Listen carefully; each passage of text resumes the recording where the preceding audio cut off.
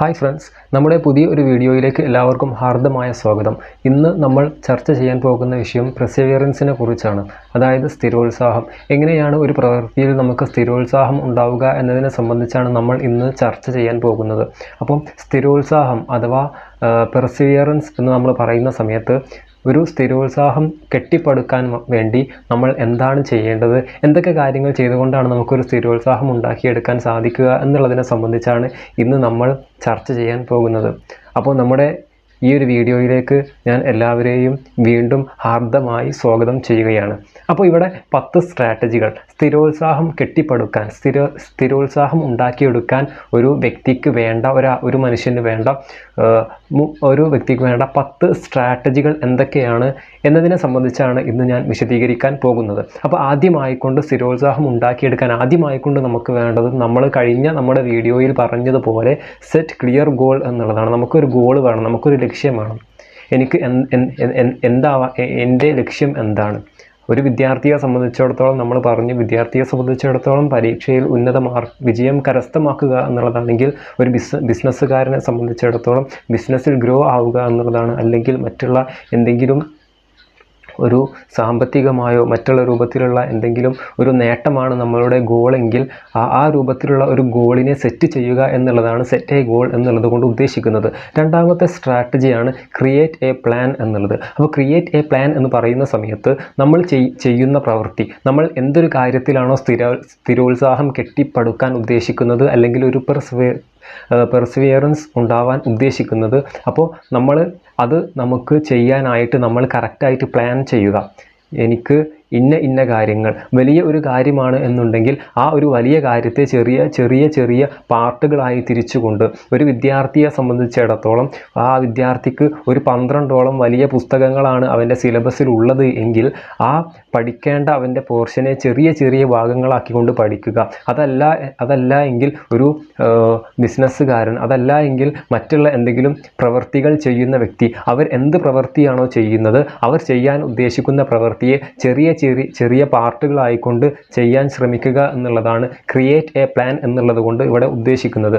അപ്പോൾ ഈ പെർസിവിയറൻസുമായി, സ്ഥിരോത്സാഹവുമായി ബന്ധപ്പെട്ട മൂന്നാമത്തെ സ്ട്രാറ്റജിയാണ് ഡെവലപ്പ് ഗ്രോത്ത് മൈൻഡ് സെറ്റ് എന്നുള്ളത്.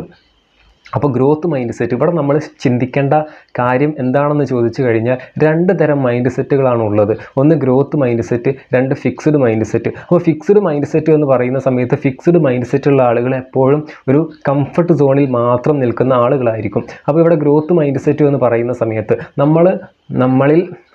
നമ്മൾ ചെയ്യാൻ ഉദ്ദേശിക്കുന്ന കാര്യങ്ങൾ ചെയ്തുകൊണ്ട് മുന്നോട്ട് പോകുന്ന സമയത്ത് നമുക്ക് എന്ത് തന്നെ പ്രശ്നങ്ങൾ ഉണ്ടായാലും ആ പ്രശ്നങ്ങളെ ഒക്കെ തന്നെ തരണം ചെയ്തുകൊണ്ട് മുന്നോട്ട് പോകാൻ ശ്രമിക്കുക എന്നുള്ളതാണ്. അല്ലെങ്കിൽ നമ്മൾ ഒരു പ്രവൃത്തിയുമായി നമ്മൾ മുന്നോട്ട് പോകുന്ന സമയത്ത് ചെറിയ കാര്യങ്ങളാക്കി തിരിച്ച് നമ്മളതിങ്ങനെ ചെയ്ത് മുന്നോട്ട് പോകുന്ന സമയത്ത് നമുക്ക് എന്തെങ്കിലും തരത്തിലുള്ള ഒരു പ്രശ്നം ഉണ്ടാവുകയാണ് എന്നുണ്ടെങ്കിൽ ആ പ്രശ്നങ്ങളെ ഒക്കെ തന്നെ, ആ പ്രശ്നങ്ങളിൽ നിന്നെല്ലാം തന്നെ പാഠങ്ങൾ പഠിച്ചുകൊണ്ട് നമ്മൾ വീണ്ടും നമ്മൾ ചെയ്യേണ്ട പ്രവൃത്തിയിലേക്ക് നോക്കി എനിക്ക് ഏത് രൂപത്തിലാണ് ഇതിൽ മാറ്റം വേണ്ടത് എന്നൊക്കെ പഠിച്ചുകൊണ്ട് മുന്നോട്ട് പോവുക എന്നുള്ളതാണ് ഇവിടെ ഡെവലപ്പ് ഗ്രോത്ത് മൈൻഡ് സെറ്റ് എന്നുള്ളത് കൊണ്ട് ഉദ്ദേശിക്കുന്നത്.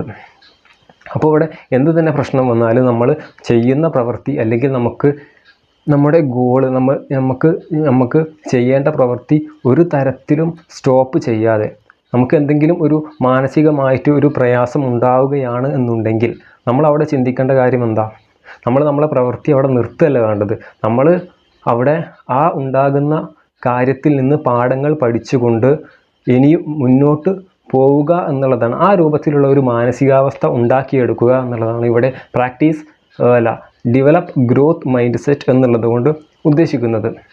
ഇനി നമ്മുടെ പെർസിവിയറൻസുമായി, സ്ഥിരോത്സാഹവുമായി ബന്ധപ്പെട്ട 4ാമത്തെ സ്ട്രാറ്റജിയാണ് പ്രാക്ടീസ് സെൽഫ് കമ്പാഷൻ എന്നുള്ളത്. അപ്പോൾ പ്രാക്ടീസ് സെൽഫ് കമ്പാഷൻ എന്ന് പറയുന്ന സമയത്ത് നമ്മുടെ പ്രവൃത്തികൾ ദിനേന ചെയ്തുകൊണ്ട് മുന്നോട്ട് പോകുന്ന സമയത്ത് നമുക്ക് അത് ചിലപ്പോൾ നമ്മൾ ഉദ്ദേശിക്കുന്ന സമയത്ത് ചെയ്യാൻ ചിലപ്പം പ്രയാസം ഉണ്ടാകും.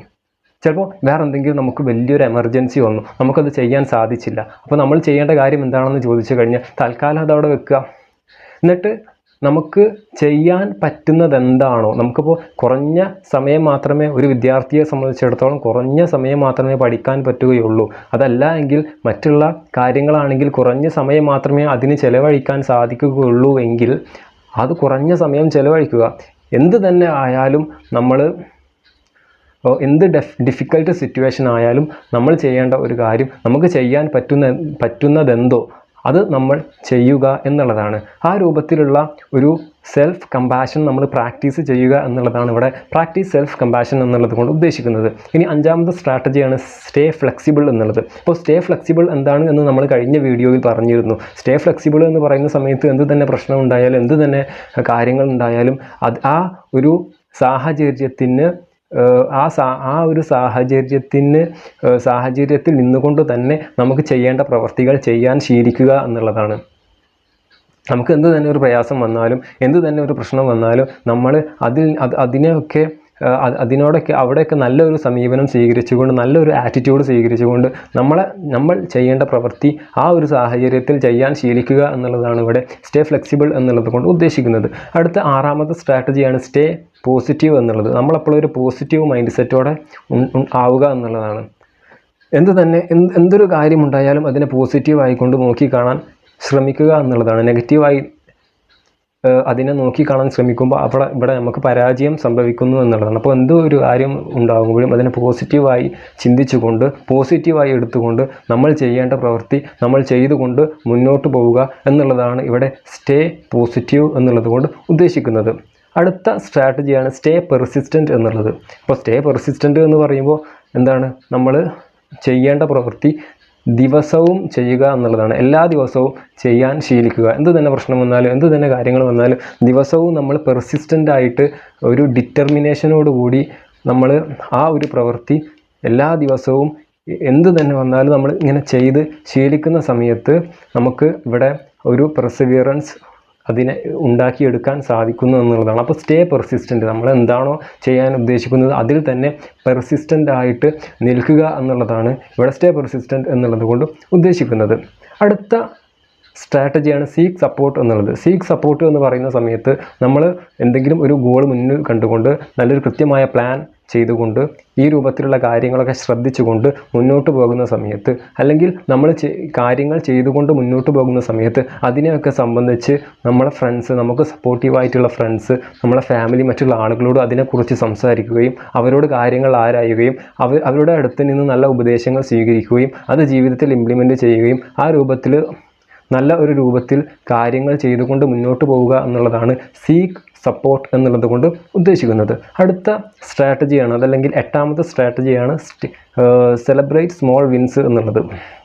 അപ്പോൾ സെലിബ്രേറ്റ് സ്മോൾ വിൻസ് നമ്മൾ കഴിഞ്ഞ വീഡിയോയിൽ പറഞ്ഞിരുന്നു. അതായത് നമുക്ക് ഉണ്ടാകുന്ന ചെറിയ ചെറിയ വിജയങ്ങളൊക്കെ നമ്മൾ അതിനെ ആഘോഷിക്കുക എന്നുള്ളതാണ്. അത് നല്ല സുഹൃത്തുക്കളുടെ കൂടെ കൂട്ടുകൂടിക്കൊണ്ട് അവരുടെ കൂടെ ഒരു ടൂറൊക്കെ പോയി, അല്ലെങ്കിൽ നല്ല രൂപത്തിലുള്ള പാർട്ടികളിലൊക്കെ പോയി എന്തെങ്കിലും സന്തോഷകരമായ ഒരു കാര്യങ്ങളൊക്കെ ചെയ്തുകൊണ്ട് സെലിബ്രേറ്റ് സ്മോൾ വിൻസ്, ചെറിയ വിജയങ്ങളെ ആഘോഷിക്കുക എന്നുള്ളതാണ് ഇവിടെ ഉദ്ദേശിക്കുന്നത്. ഇനി ഏറ്റവും അവസാനമായി സ്ഥിരോത്സാഹം കെട്ടിപ്പടുക്കാൻ വേണ്ടി നമ്മൾ ചെയ്യേണ്ട ഒരു കാര്യമാണ്, അല്ലെങ്കിൽ ഏറ്റവും അവസാനമായ ഒരു സ്ട്രാറ്റജിയാണ് വിഷ്വലൈസ് യുവർ സക്സസ് എന്നുള്ളത്. നമ്മൾ ഒരു ഗോളുണ്ടാവും, ചിലപ്പോൾ നമുക്ക് നല്ല സാമ്പത്തിക അഭിവൃദ്ധി ആയിരിക്കും, സാമ്പത്തിക പുരോഗതി ആയിരിക്കും, അല്ലെങ്കിൽ നമ്മൾ ഒരു വിദ്യാർത്ഥിയെ സംബന്ധിച്ചിടത്തോളം ഒരു ഉന്നത വിജയമായിരിക്കും അവൻ്റെ ഗോള്. അപ്പം ആ ഒരു ഗോള് അതിനെ വിഷ്വലൈസ് ചെയ്യുക, അതിന് മനസ്സിൽ കാണുക. എനിക്ക് ഇങ്ങനെ ഒരു ഉന്നത മാർക്ക് ലഭിച്ചു, അല്ലെങ്കിൽ എനിക്ക് ഈ രൂപത്തിലുള്ള ഒരു സാമ്പത്തിക അഭിവൃദ്ധി, സാമ്പത്തിക പുരോഗതി ഉണ്ടായതായിക്കൊണ്ട് അതിനെ മനസ്സിൽ വിഷ്വലൈസ് ചെയ്യുക എന്നുള്ളതാണ് ഇവിടെ വിഷ്വലൈസ്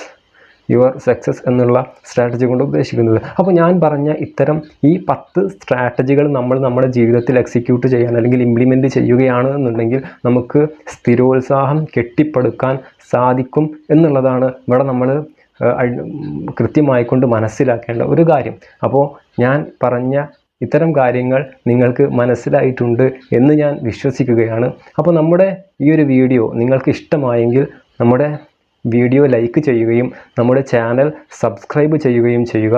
അപ്പോൾ നമ്മുടെ ഈ ഒരു വീഡിയോ ഇതുവരെ കണ്ടതിന് എല്ലാവർക്കും നന്ദി.